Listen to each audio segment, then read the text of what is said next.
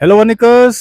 आज माझ्यासोबत आहे मंजूभाऊ ढंबारे आणि विजूभाऊ पिदुरकर, जे तहसीलदार साहेबांना निवेदन देण्यासाठी आलेले आहे. मंजूभाऊ, कशा प्रकारचं निवेदन आहे आणि तुमच्या मागण्या काय आहेत? आज इथं यायचं कारण म्हणजे माहे जानेवारी 2026मध्ये पंतप्रधान आवास योजनेअंतर्गत ज्या लाभार्थ्यांना शासनाच्या धोरणानुसार मोफत रेती हे सुरू करण्यात आली, परंतु आमच्या जवळपास असलेला घाट वर्धा नदीवरील बेलोरा घाट इथून उद्घाटन हे माहे जानेवारीमध्ये झालं आणि घरकुल लाभार्थ्याला वाटप करीत आहो असं दाखवून उद्घाटन करण्यात आलं. तेव्हापासून आज 4 महिने लोटूनही आजपर्यंत या बेलोरा येथील 35 लाभार्थी आणि निलजई येथील जवळपास 9 लाभार्थी या लाभार्थ्यांना अजून एकही ब्रास रेती मिळालेली नाही आहे आणि यांना खूप यातना त्रास सहन करावा लागत आहे. कारण घरकुल मिळालेलं आहे पंतप्रधान आवास योजनेअंतर्गत सरकारकडून, परंतु रेती नसल्या कारणाने घर बांधण्यास खूप अडचण निर्माण होऊन राहिलेली आहे.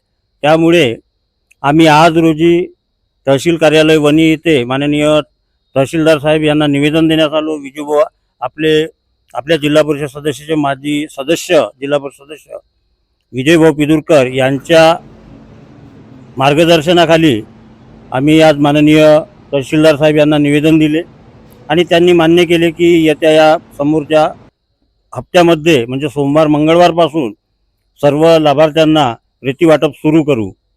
त्यांनी जर या समोरच्या हप्त्यामध्ये आमचं असं धोरण आहे की आता समोर एक पाऊस काळा 1 महिन्यावर आहे, जर रेती मिळाली नाही तर आम्ही शेवटी नाईलाजास्तव कायदा हातामध्ये घेऊन आम्हाला रेती नदीमधून उपसा करून स्वतः आणावी लागेल नाही मिळाली तर.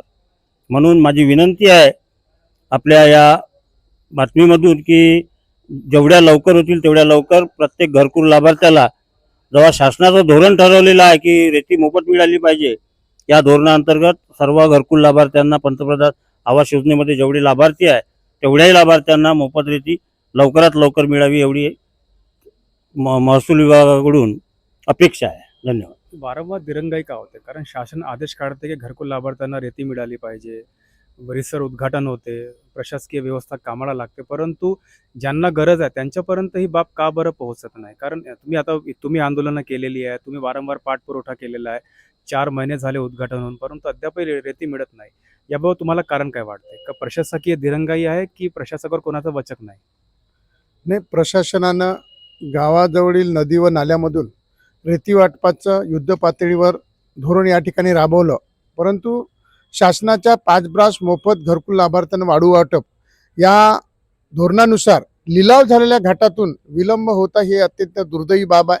कारण एकीकडे पंचायत समिती जिल्हा परिषद 1 मे पर्यंत तुम्ही घरकुल या ठिकाणी बांधले पाहिजे, त्यानुसार तुमचे हप्ते या ठिकाणी देण्यात येईल असा तगादा लावला जात आहे. दुसरीकडे आज 1 मे 2 दिवसावर येऊन ठेपलेला आहे. अशा परिस्थितीमध्ये 3 महिन्याचा कालावधी लोटूनही बेलोरा वर्धा नदीचा घाट हा लिलावामधल्या घाटातून घरकुल लाभार्थी बेलोरा आणि निलजई या 2 गावातील लाभार्थ्यांना वाटपायला 3-3 महिन्याचा कालावधी लागत असेल तर प्रशासनाचं या ठिकाणी चुकत आहे.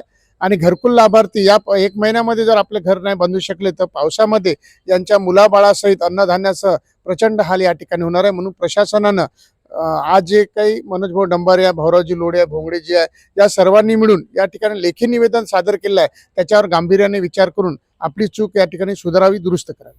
जेव्हा मागच्या वर्षी तुम्ही निर्गुण नदीच्या पात्रात आंदोलन केलं होतं आणि प्रशासनाला झुकावं लागलं होतं आणि नंतर लवकर त्यांनी रेती वाटप केलं होतं. जर या प्रकारची मागणी मान्य झाली नाही तर तेच आंदोलन, अशाच प्रकारचं आंदोलन करण्याचं पवित्र आहे का तुमचं? नक्कीच गोरगरिबांच्या न्याय हक्कासाठी आपली लढाई निरंतर सुरू आहे आणि शासनाचं कल्याणकारी धोरण असताना प्रशासन जर दिरंगाई करत असतं, नाईलाजानं आमची वाढू आमचा हक्क या न्यायाने आम्हाला ते आंदोलन करायची वेळ त्यांनी येऊ देऊ नये. प्रसंग तसा आला तर गरिबाच्या हक्कासाठी आम्ही आंदोलन करायला मागे पुढे पाहणार नाही. प्रशासन मंजूर करते, सरकार मंजूर करते, परंतु प्रशासकीय दिरंगाईमुळं या सगळ्या गावकऱ्यांना मनस्ताप सहन करावा लागत आहे. अशी यांची मागणी आहे की लवकरात लवकर त्यांना रेतीचं वाटप व्हावं, जे घरकुलाचे काम रखडलेले आहे ते लवकरात लवकर पूर्ण व्हावे.